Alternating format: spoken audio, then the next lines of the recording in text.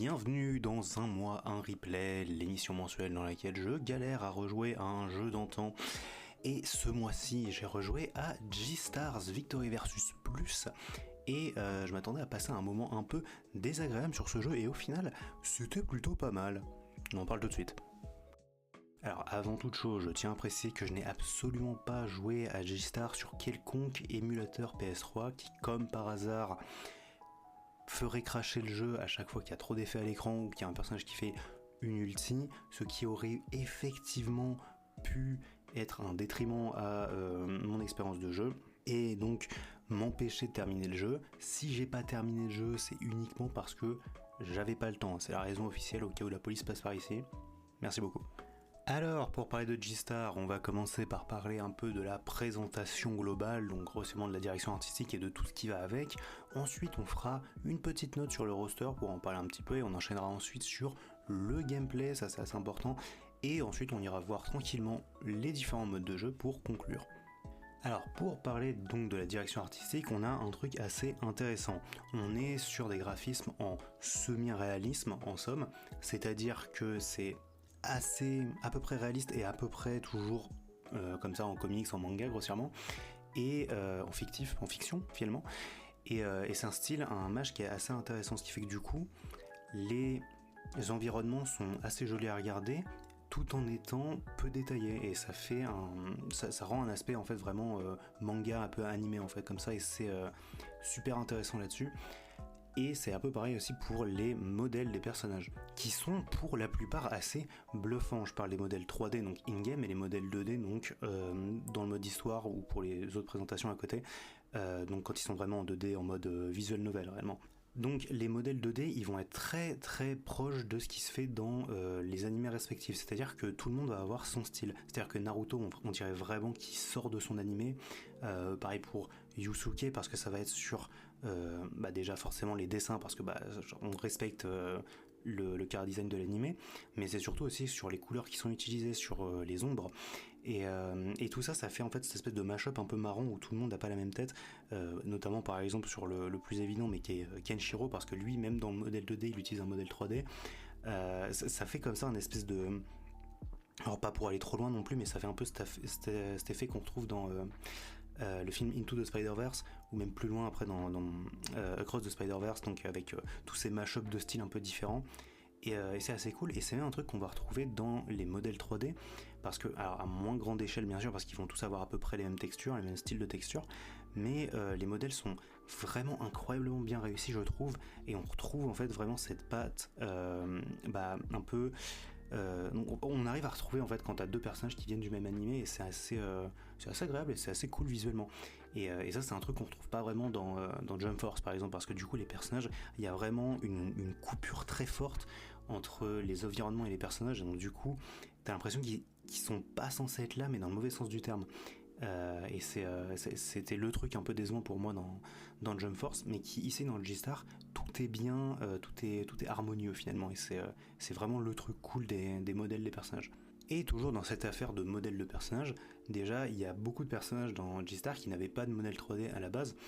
Je parle de personnages assez évidents comme qui n'avaient pas vraiment de jeux vidéo, comme par exemple Medaka, ça va être Lala de To Love Are You, Shitoge de Nisekoi, les personnages comme ça. Et même parfois pour les personnages qui avaient des modèles 3D, on va avoir des modèles 3D qui sont vraiment très jolis, et parfois même mieux que dans les jeux officiels de ces séries. Enfin, c'est un jeu officiel, mais les jeux vraiment purs de leur série. C'est-à-dire que, par exemple, l'exemple que je vais prendre, c'est Naruto, qui est, je trouve, ce modèle 3D là est vraiment très réussi, très joli, et surtout il respecte un peu plus le manga entre guillemets, dans le sens où Naruto ici il va avoir les cheveux blonds, vraiment blonds pour le coup, là où par exemple tu prends son modèle 3D dans les Storm, c'est une sorte de jaune vert peace sans être méchant, qui est assez désagréable à regarder. Donc je préfère ce modèle là en fait au modèle qui s'utilise dans les Storm. Presque pareil pour le KSM2 aussi, le KSM2 qui a un modèle très joli. Est-ce que je le préfère pas dans les Storm, je sais pas, mais voilà, je me devais de le préciser. Et je parlais des différents personnages il y a quelques instants, donc c'est peut-être le moment de passer un peu sur le roster. Et ici on a un roster qui est super intéressant.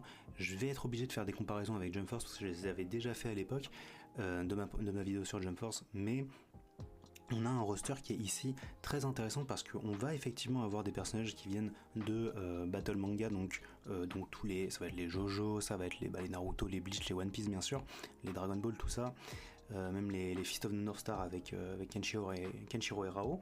Mais aussi on va avoir des personnages qui sont jouables, qui sont pas forcément des combattants.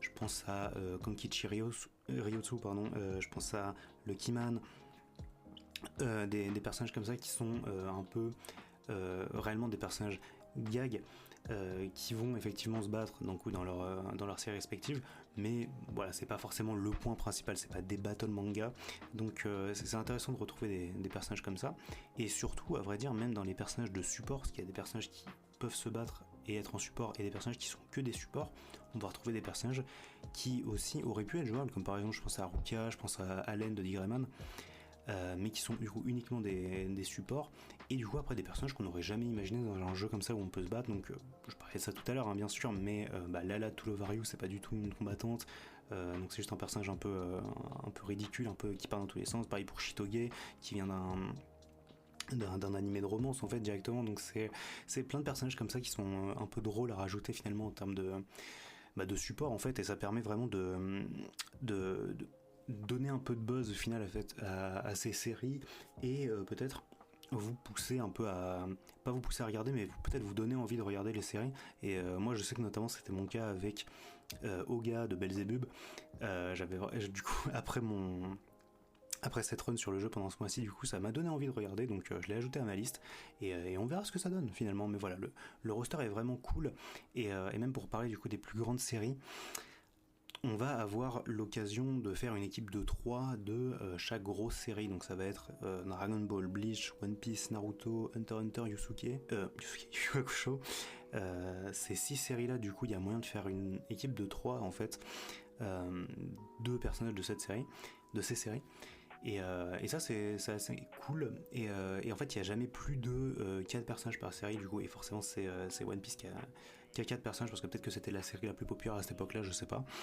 Et mais voilà, en tout cas c'est intéressant, et voilà, il n'y a jamais une série qui prend vraiment plus de temps d'écran que les autres en fait, et je trouve que c'est assez cool. Alors pour élaborer sur le roster, on va donc parler du gameplay pur. G-Star, c'est un jeu qui se joue avec uniquement au max 4 personnages sur le terrain en même temps, avec 2 supports. Ça veut dire que du coup les combats c'est soit des 3v1, des 1v1, des 2v2. Les 3v1 il n'y en a pas beaucoup au final, c'est uniquement dans l'histoire ou alors en combat libre. Et donc c'est en fait assez rapidement le bordel sur le terrain, mais c'est fait exprès, parce qu'en fait à la base c'est un jeu d'arcade, donc grossièrement les boutons sont pas très compliqués, enfin les personnages sont pas forcément compliqués à apprendre, notamment parce que la plupart des personnages se jouent pareil, c'est à dire qu'il y a un combo carré, un combo triangle, un combo carré triangle qui est le même à chaque fois, c'est à dire que peu importe si appuie sur un carré, 2 carrés ou 3 carrés, généralement pareil pour triangle, il y a certains personnages qui ont juste une attaque triangle et pas d'équivalent carré. Il y a un dash, une attaque dashée, un saut, une attaque sautée. Voilà, le assez classique. Et il va y avoir 3 attaques spéciales, plus 2 attaques un peu annexes. Donc c'est généralement une attaque de zone et une attaque brise-garde. Tout le monde a une attaque brise-garde. Et ça c'est bien. Et en fait c'est un gameplay qui est assez, en somme, j'allais dire peut-être uniforme. Le truc c'est que tout le monde se joue pareil, mais tout le monde se joue pas pareil. C'est le style de gameplay que j'aime beaucoup. On va prendre par exemple 2 exemples. Donc premier exemple, on va prendre Toriko. Toriko il va avoir 3 attaques spéciales assez forward. Finalement il va avoir un gros slash, il va avoir des petits projectiles et une grosse patate qui charge. Et à l'inverse, enfin de l'autre côté pour Yusuke par exemple, il va avoir que 2 attaques spé au final. C'est juste que en fait il peut, il est assez versatile là-dessus, c'est-à-dire que par exemple il va avoir le fameux Spirit Gun qui peut charger un max, il peut faire en se déplaçant, en sautant, il peut faire plein de trucs avec, et après du coup il va avoir la vague astrale, si je ne dis pas de bêtises, non c'est le shotgun astral, quasi sûr, où là du coup c'est sa grosse attaque bien vénère qui se fait assez proche. Et c'est comme ça que ça fonctionne en fait, grossièrement. Yusuke, c'est pas exactement un sniper ou quoi. Yusuke, il peut jouer de loin généralement, mais en fait, juste il est jouable à toutes les distances en fait. Donc courte distance, moyenne distance, longue distance. Et ça fait un personnage qui est assez complet. Toriko, du coup, c'est un personnage qui est vraiment très un peu bourrin, qui peut effectivement jouer de loin, mais t'es plus récompensé si tu joues proche avec Toriko. Enfin, c'est plein de trucs comme ça, par exemple. Et après, t'as des personnages qui vont avoir des petites spécificités en plus. C'est-à-dire que chaque personnage peut charger son énergie. Alors l'énergie du coup c'est une espèce de barre que tu as en dessous de ta vie qui en fait en plus de te permettre de faire des attaques spéciales, ça te permet de faire plein d'autres trucs comme par exemple courir, le double saut je suis presque sûr, et certaines de tes attaques, notamment les attaques spéciales. Mais il y a certains personnages qui peuvent faire d'autres choses avec, par exemple je prends Ichigo qui si tu la charges assez longtemps tu peux obtenir le masque de Holo et là ça va buffer toutes tes attaques, notamment le Getsuga où là tu peux vraiment spammer et faire des gros dégâts. Je prends l'exemple aussi de Goku qui une fois que tu le charges au max il va se transformer en Super Saiyan, assez classique là-dessus, et donc là pareil ça va lui débloquer le Kamehameha instantané, ça va lui faire plus de dégâts bien sûr, et il a je crois qu'il peut chain des attaques avec d'autres attaques, c'est tout un bordel avec Goku. Et généralement tous les personnages sont assez intéressants à apprendre au final, et surtout pour les personnages qui viennent de... j'ai remarqué que c'est surtout sur les personnages qui viennent de grosses licences, donc ça va être les Goku, les Luffy, les Naruto, ils ont tous une manière de faire des gros dégâts. Donc je parlais d'Ichigo tout à l'heure avec les Getsuga enchaînés, là ça fait énormément de dégâts. Il y a Luffy par exemple qui peut lui... qui a 3 formes différentes, c'est-à-dire qu'il a la forme de base, Gear Second et Haki l'armement. Où là une fois que tu as Haki l'armement tu fais vraiment des dégâts monstrueux. Et pareil du coup pour Naruto, lui une fois que tu passes en mode burst, donc le mode burst c'est quand tu as tapé assez les adversaires, tu peux passer en mode burst, donc en mode avantage. Donc c'est un mode qui te permet, alors il faut que les deux alliés finalement soient d'accord pour le faire, ce qui est un peu stupide comme système, mais bref, parce que parfois les CPU le font pas, ça rend un peu fou. Et donc là du coup tu débloques ton attaque ultime, parfois c'est des transformations. Dans le cas du Suke par exemple, si tu meurs en mode burst, tu te transformes en Mazoku, et donc tu meurs pas pendant un moment et tu deviens surpuissant. Mais à la fin du mode forcément tu décèdes. C'est plein de petites mécaniques comme ça qui sont intéressantes, et évidemment chaque personnage va avoir son ulti bien sûr, une ulti qui ne one shot pas forcément, mais qui va faire vraiment, qui va faire tourner le combat en ta faveur finalement. Et c'est d'ailleurs un point que je reprochais à Jump Force, c'est que dans Jump Force tous les personnages se ressemblent un peu, là où dans G-Star tout le monde a vraiment un game plan différent, là où dans Jump Force effectivement ils peuvent avoir un game plan plus ou moins différent, dans le sens où forcément si c'est un personnage qui a beaucoup d'attaques de loin, forcément t'essayes de rester plus loin. C'est un personnage qui a des attaques spéciales plutôt typées combo, typées contre, forcément t'as envie de rester sur la tête de l'adversaire.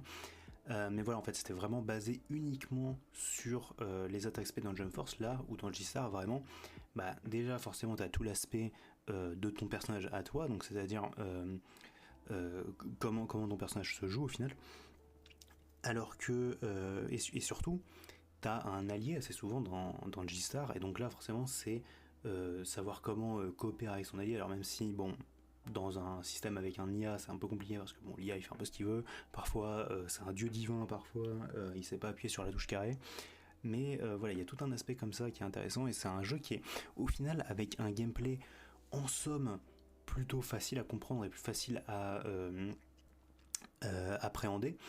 Et en fait ça peut devenir assez complexe et assez finalement versatile. Il y a beaucoup il faut s'adapter un peu à toutes les situations, et c'est assez intéressant, alors que dans Jump Force, vu que c'est à chaque fois du 1v1 avec une assist, c'est forcément plus en ligne droite finalement le gameplay, donc c'est le vrai problème. Et dans G-Star en fait c'est vraiment marrant en fait, dans la plupart des combats on va vraiment s'amuser, et c'est forcément le point important quoi, finalement c'est un jeu vidéo, on veut s'amuser quoi. Et vraiment mon seul vrai point noir avec le gameplay, c'est qu'il n'y a pas vraiment de combos, de gros combos où genre hop t'envoies le mec super loin, ensuite t'enchaînes avec une attaque spé. Non, c'est vraiment t'as des auto combos et donc les variations de combos, mais sinon c'est tout, c'est un peu compliqué. Occasionnellement tu peux créer des petits combos, mais c'est vraiment des trucs pas très jolis, où genre le mec il est au sol et genre tu le tapes au sol alors que y a pas vraiment de feedback sur les coups, c'est un peu désagréable. Mais à part ça, vraiment, sinon le gameplay est vraiment cool, vraiment marrant, et c'est le principal. Et pour finir cette petite vidéo, on va parler des différents modes de jeu. Alors très rapidement pour le coup, il y a un mode histoire qui va se scinder en 4 parties, donc à chaque fois avec un groupe différent de 3 héros. Donc l'idée par un personnage du Big 3 et Toriko, étrangement, finalement. Alors le mode histoire il est assez marrant finalement, on va avoir un bateau et on va se balader dans différentes maps. On va retrouver donc plein d'endroits différents du Shonen Jump et donc des univers qui sont présents dans le jeu, et c'est plutôt cool au final. J'ai pas grand chose à dire là-dessus, c'est genre la progression elle peut paraître un peu lente parfois. Le vrai problème aussi du coup sur la map, c'est que la caméra ne bouge pas, la caméra est fixe, et ça serait pas un problème en somme s'il n'y avait pas des bateaux ennemis qui viennent pour te cogner et pour te combattre, parce que parfois ils sont hors map, et quand tu te diriges vers le haut, généralement tu peux assez facilement les esquiver. Quand c'est sur la gauche et sur la droite, faut vraiment avoir des réflexes de zinzin si tu veux les esquiver. Et si tu te diriges vers le bas et qu'il y en a un qui t'arrive dessus, c'est fini, hein. Vraiment, il y a vraiment zéro place de caméra en bas, tu es aveugle, vraiment. Si tu te déplaces vers le bas, c'est assez terrible, ça fait peur. Et donc sur cette map, tu vas donc aller à différents points sur la map, donc pour récupérer des missions, faire des petits trucs par-ci par-là, récupérer des personnages aussi. Et c'est assez très brut finalement comme mode histoire. C'est assez cool aussi surtout de voir les différentes interactions entre les personnages. J'aurais dû en parler dans la présentation, j'ai oublié. Mais ça c'est un truc vraiment qui est cool, c'est les interactions entre les personnages, parce qu'elles sont vraiment agréables je trouve, et vraiment pleines de personnalité. Donc ça va être plein de petites interactions marrantes. C'est genre Gintoki qui va copier la phrase de Goku, c'est Luffy par exemple qui va être émerveillé par l'armure de Seiya. C'est plein de petits trucs comme ça un peu marrants, et forcément du coup il va y avoir des interactions entre personnages de même univers. Toriko qui parle avec Zebra, pareil Goku avec Vegeta, Yai avec Yusuke.